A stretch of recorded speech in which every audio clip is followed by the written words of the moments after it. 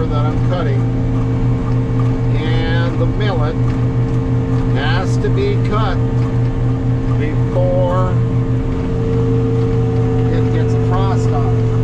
Otherwise, it will take and get prussic acid is what they call it, and it's poison. And if you don't get it cut, look at this stuff, unreal. And if you don't get her cut before it's frost, then it has to stand a minimum of 10 to 13 days before you can cut it, so that prussic acid goes out of the plant, I guess. So that's what we're trying to do here now.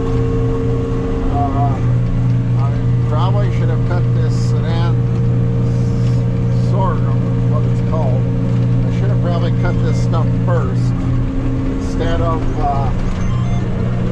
doing how I did it, because it's going to take quite a while to dry these stalks down. It's just, you know, it's a learning experience. It's the first year we've ever had it. You can see across the field here. And then I got another, I don't know, 95 acres of millet that has to come down too. And then hopefully I can get a video. I might head it up here later on this afternoon when I'm cutting millet or whatever. And then hopefully later tomorrow, I'll be baling. So I had been baling earlier, and it was anywhere from like 14.2 to 15 is what it was saying. And I had 2 bolts break on the compression roller in the chamber, which blew it out. I think I had that on there. And I unrolled that bale, and I guess I thought it was a little bit warm. So I kind of have been holding back. I had went to a barley field that I had cut, and thinking that that would go over the millet. And when I got there, it was cut 3 days later than that millet, and that barley, green barley, was 25.8, so it wasn't physically mature. So I've been thinking that the millet was dry, but there still must have been enough moisture in the stalk or the stem that it had to cure a little more.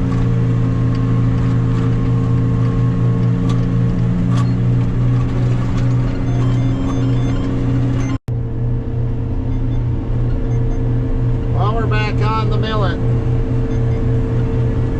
giving her the stalk here. Look at that.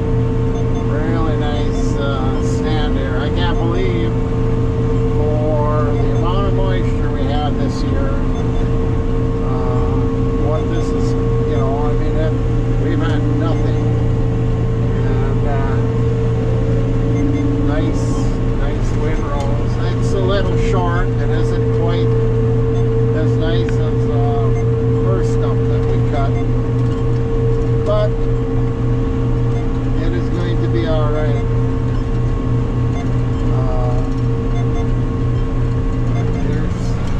I skipped over here on this sedan sorghum. There's another one of that stuff. Yeah. So anyhow,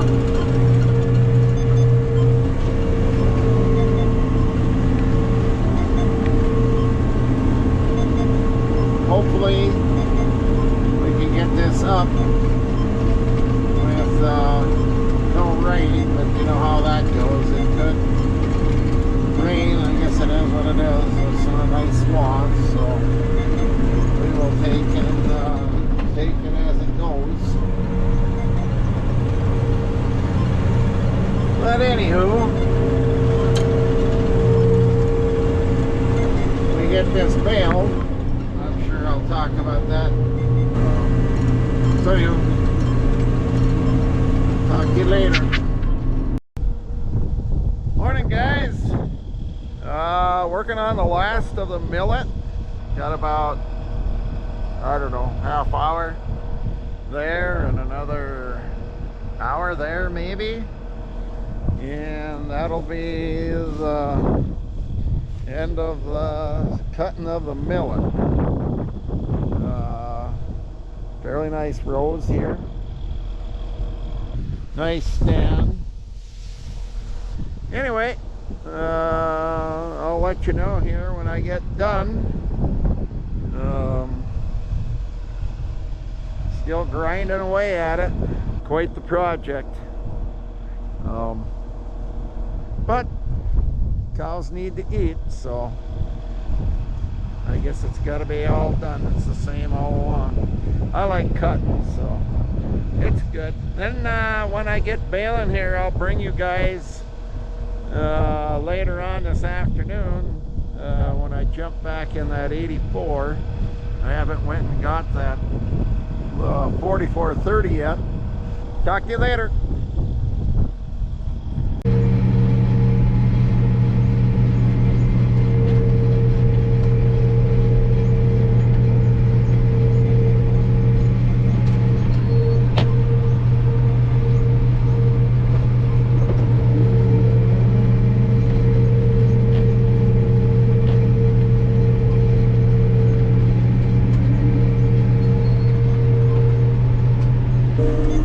There we go.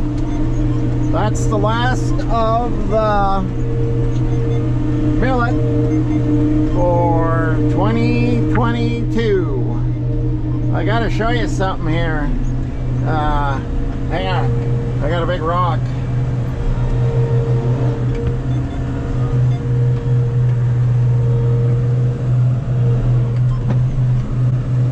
See that rock there? See that rock? That one there picked up and hit the conditioners, spit her back out. It only took 2 shear hubs and 1 turtle shell, 2 accelerators, 2 bolts, and 2 nut protectors.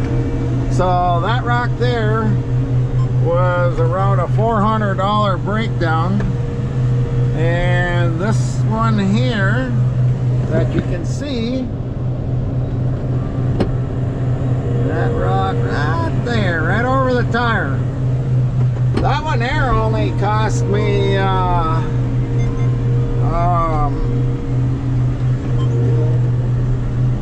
6 knives and 2 bolts on that one. So what turned into a simple finish actually got pretty expensive.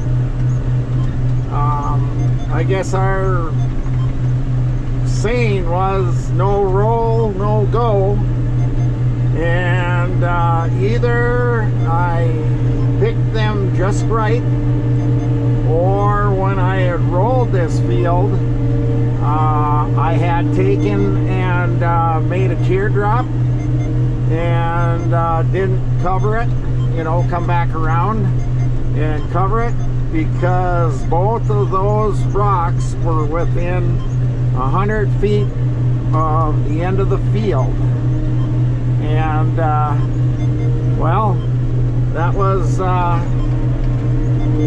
my afternoon. I was supposed to have been done here about 2 hours ago, but I didn't, because I had that breakdown, actually 2, and now I am going to go over and start baling. So when I get to baling, heaven forbid there's nothing wrong over there, I'll bring you back and I'll let you know where I started, I guess, with the bales, and kind of see where the moisture and everything is. It should be dry now, so we'll see you in a few. Here we are, getting close to sunset. I put 25 bales on so far. The temperature has been around anywhere from that 0 to 12 to 14, but it's good and dusty and it should be dry. Looks like I have a bale problem here. That's the first one. I'm sure it's wrapped up on the end of this number 11 bale. Most of the time it's like it's chaffy and dry and lays on the belts. I'm trying to even up the bale here. It's only at 56.5. Trying to show you this, or right there when it goes to